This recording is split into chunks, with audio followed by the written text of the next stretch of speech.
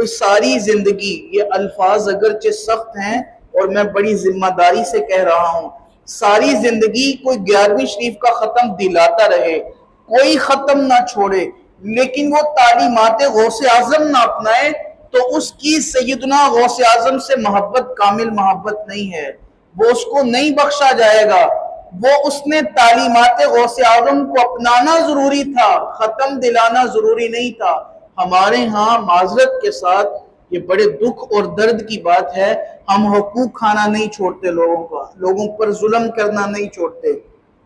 یتیموں کا مال کھانا نہیں چھوڑتے، بیووں کے حقوق کی پاسداری ہم نہیں کرتے۔ سارے معاملات کر کے اگر کوئی کہے کہ میں ربیع الاول شریف میں ایک بڑی محفل کروا لوں یا میں ماہانہ 11ویں کا ختم دلا لوں تو میں بخشا گیا،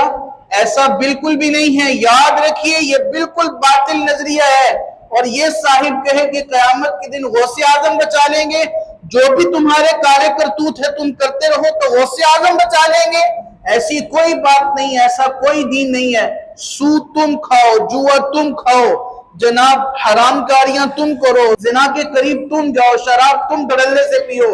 اور نشہ تم بیچنے کا کاروبار کرو، اور پھر کہو کہ قیامت کے دن اللہ بخش دے گا اور شیخ عبد القادر جیلانی سفارش کریں گے، یہ باطل عقیدہ ہے، یہ باطل نظریہ ہے۔ شیخ عبد القادر جیلانی رحمت اللہ علیہ ورضی اللہ تعالی عنہ سے خالص محبت یہ ہے، آپ رحمت اللہ علیہ سے خالص عقیدت یہ ہے کہ ان کی تعلیمات کو اپنایا جائے، کس طرح انہوں نے زندگی گزاری، ان کے لیل و نہار کیسے تھے، ان کے زندگی کے معاملات کیسے تھے، یہ الحمدللہ ہمارا اہل سنت کا عقیدہ ہے۔ ہم اللہ کو بھی مانتے ہیں، اللہ کے رسول کو بھی مانتے ہیں، اور جو اللہ کے رسول کے پیارے ہیں ہم ان سب کو مانتے ہیں، ہم ان سب کی تعظیم و توقیر بجا لاتے ہیں۔